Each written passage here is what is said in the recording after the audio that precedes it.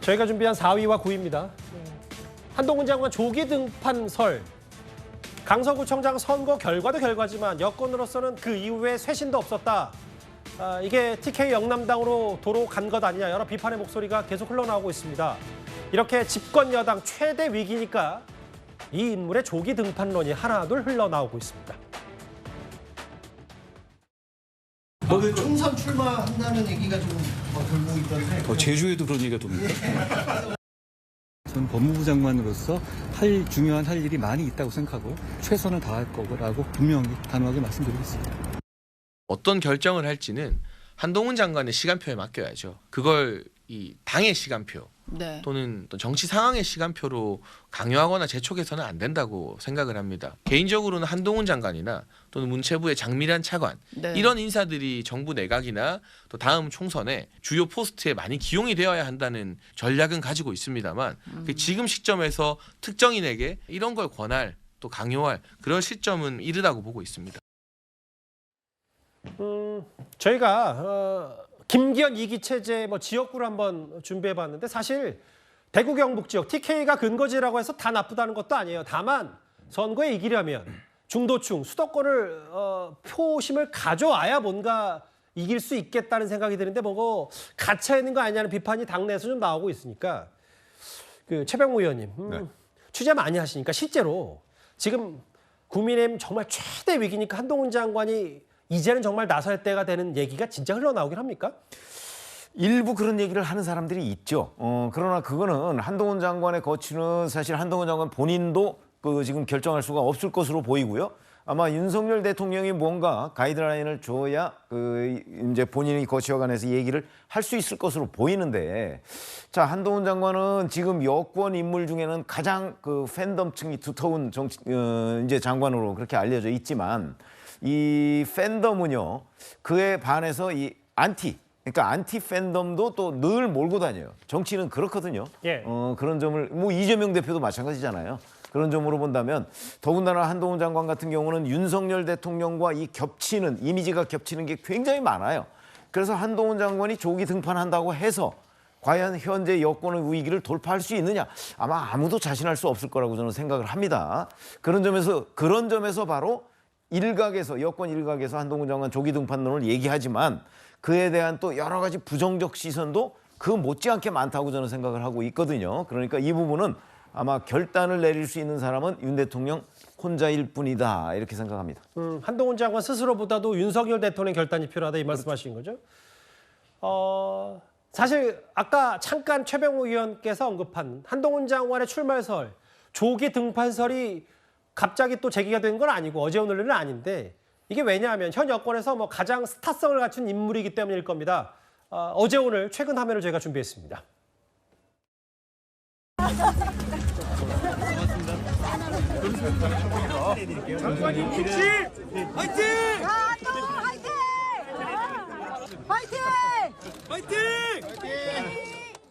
국가가 어떤 존재였는지 1차 피해는 가해자한테 직접 받았을지 몰라도 이 2차 피해는 여실히 피해자에게 국가가 피해를 입히고 있다라는 생각을 했었어요. 가해자를 적확하고 강력하게 벌하는 것도 중요합니다. 그 부분도 더 잘하겠다는 말씀드리고, 그리고 피해자의 편에서 피해자의 마음을 헤아려야 한다는 말씀에는 100% 공감을 하고 많이 부족하다고 느끼셨을 것 같은데 그 점에 대해서 제가 죄송하다는 말씀드립니다. 오늘이죠. 거창구친소 개청식에 참석해서 여러 얘기를 했는데 또 한동훈 장관을 집중적으로 마크하는 유튜브를 통해서 여러 저런 사인 공세, 꽃다발새를 받는 것도 한번 봤었고요. 주민들과 기념사를 촬영을 찍고 윤석 대변인님 출범한 지 얼마 안 됐는데 제가 이 질문을 드려서 죄송하긴 해요. 왜냐하면 근데 어쨌든 위기인 건 맞으니까 국민의힘 내부에서도 이대로는 총선 안 된다는 공감대가 있다면 한동훈 장관을 어떻게든 조기 등판까지 안 시키더라도 어쨌든 총선에 활용해야 되지 않는 목소리, 이거에 대해서는 어떻게 생각하세요? 예, 당은 어떻게든 변화를 합니다. 예, 선거를 앞두고 민심을 먹고 사는 당은 변화를 하게 돼 있기 마련인데 저희가 아직 총선이 6개월 정도 남아 있기 때문에 조기 등판론 이거 관련해서 한동훈 장관을 좀 차출해달라 이런 이야기하기는 좀 무리하지만 만약에 내년 한 1월 정도에 총선 관련해서 공관위가 설치가 되고 예. 공천 작업도 이루어지면서 선대위 얘기까지 나오는 상황인데도 불구하고 저희의 어떤 상황이 녹록지 않다. 이럴 때는 충분히 당 내외에서 한동훈 장관의 차출을 강하게 요구하는 목소리가 있을 수가 있습니다. 중요한 거는 그때까지 한동훈 장관이 과연 정치에 투신할 만한 어떤 결심을 하고 있느냐 여부가 가장 중요할 텐데요. 예. 지금 상황에서 볼 때 여야 극단적 대치가 이어지고 있는 이 총선 예상, 이 예상을 깔고 생각을 한다면 저희의 지지층을 결집을 하는 게 우선이 될 것이고요. 한동훈 장관 개인이 갖고 있는 젊음과 스마트함 거기에 뭐 패션 감각까지 개인적 매력이 많기 때문에 중도층까지 공략할 수 있는 그런 요소 그걸 감안한다면 충분히 총선의 조기 차출까지 가능한 그런 인물이라고는 생각합니다. 우회적으로 뭐 가능성을 열어둘 뭐 정치는 모르니까요. 근데 그 실제로 오늘은 거창구치소 개청식에 한동훈 장관이 참석을 했다면 소정수 국장님. 사실 법무부 장관으로서도 뭐 여러 뉴스거리가 됐던 건 조정훈 의원의 주선으로 이 이른바 돌려차기 피해자와 통화를 하기도 하고요. 이런 행보들을 좀 어떻게 받아들이셨어요? 한동훈 장관에 대해서는 뭐 여러 가지 평가가 있지만 일단 그 말하는 것을 그대로 받아 써도 될 정도로 굉장히 논리적으로 말을 한다라는 그런 평가가 있고 예. 패션 감각에 대해서도 뭐 좋은 평가를 받았죠. 그런데 최근 들어서 어쨌든 거의 이제 민주당 의원들의 질이나 이런 것을 그냥 맞받아치는 이런 모습이 많이 노출되면서 조금 최근에는 이미지가 초기랑 달라진 것 아닌가 하는 생각이 들었는데 또 지금 보여주고 있는 모습은 약간 뭐라고 할까요?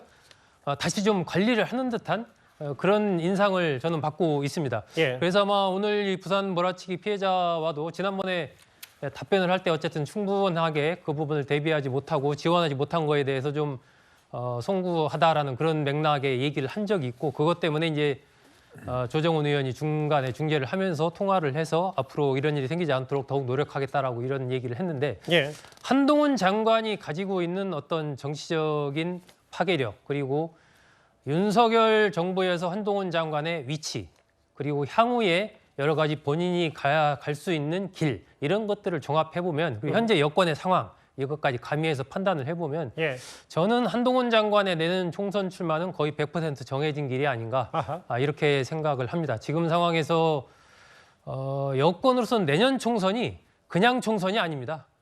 내년 총선에서 만약에 여권이 강력하게 패배를 한다, 상당한 폭의 패배를 한다 이렇게 되면은 바로 이제 그 이후에 사실 윤석열 정부는 레임덕을 넘어서서 굉장히 심각한 상황에 빠질 수가 있는 그런 상황이기 때문에 제가 생각하기에는 모든 가능한 자원을 총동원할 거고 모든 가능한 수를 다 쓰려고 할 것이기 때문에 그 속에서 한동훈 장관이라는 현재 차기주자와 관련해서 각종 조사에서 어떤 높은 수치를 받고 있는 이런 인물들 나름의 또 팬덤과 지지세를 갖고 있는 이런 인물들을 내년 총선에 예. 뺀다?